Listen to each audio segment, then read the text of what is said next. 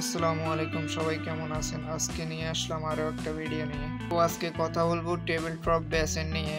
এই বেসিনগুলো লাগাতে কত টাকা খরচ হয় বা এই বেসিনগুলোর দাম কিরকম। তো এই বেসিনটার সাইজ হলো 15 বাই 20 ইঞ্চি। এই বেসিনটার বর্তমান দাম হলো 7,500 টাকা। কেউ যদি লাগাতে চান এই রেটে অ্যাভেলেবেল পেয়ে যাবেন।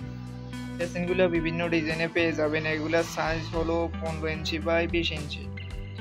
দাম 7,500 টাকা। যদি ডিজাইন ছাড়া নিতে চান তাহলে এই ডিজাইনটা নিতে পারবেন 5,500 টাকা। এটার সাইজটা হলো 15 বাই 20 ইঞ্চি।